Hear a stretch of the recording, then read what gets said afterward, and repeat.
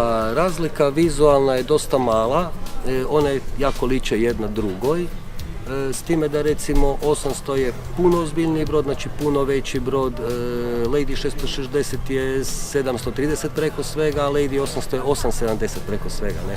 Sa širinama, znači 660 250, a 800 je 290. Težinski recimo 660 je oko 1850 u kilaži, a 800 je 3 tone i 250. Znači to su jako velike razlike maritivno, gdje se to osjeti ta težina i ta širina broda. 660 znači je brod, ajmo reći, evo, muž, žena, dvoje djece, ovako za jednu obitelj.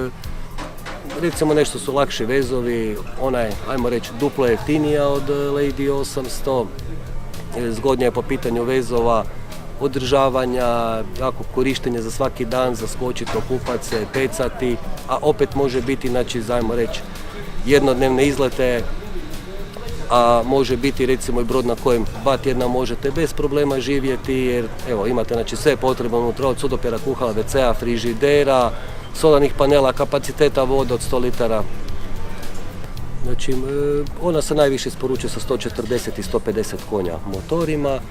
Sa 140 konja recimo dosta lakši motor je, dosta je povoljniji, znači cjenovno, maksimalna brzina nekih 27 nautičkih milja, s time da recimo 20 putne dobijemo bez problema i s njime. I tu sad vam se vrti potrošnja recimo negdje oko litra milja. Evo, tu smo u nekim uvjetima, recimo sa 150 konja imamo 35 maksimuma, ajmo reći opet 20 i par ugodne putne, gdje nam se potrošnja vrti 1:1. Tu smo negdje recimo neki razlikama, uvijek je zavisno znači koliko je brod opterećen, koliko je putnika na brodu, koji stupanj opreme je, koji stupanj je znači spiza na brodu i sve skupa. Tu se krećemo do recimo na 20 milja putne do 25 litara potrošnje, znači kad je brod, ajmo reći, opterećen. Lady 800 se isporučuje znači, u verzijama unutarnjeg i vanjskog motora. Tu su rasponi snaga od 40 do 315 konja. Nekako u proizvodnji smo na pola-pola, unutarnji vanjski motori.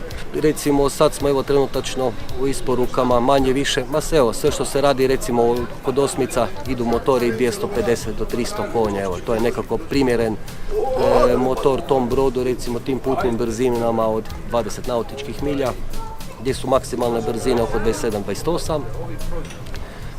S vanjskim motorom recimo dobijete jednu prednost, znači gdje je povoljniji cjenovno, nešto lakši i brži brod je sa istom snagom bambarskog motora, nešto okretniji, čista propela cijelu godinu, buke i vibracije su tu minimalne i kod vanjskih motora radimo izvedbu velike krmene spavaone, znači gdje se dobije kabina 1,70 x 2 pod salonom gdje recimo možete još 2 čovjeka komotno spavati. Kod dizelske verzije to je jedna bočna kabina krmena gdje recimo mogu biti, ajmo reći, 2 manje djece ili 1 velika odrasla osoba.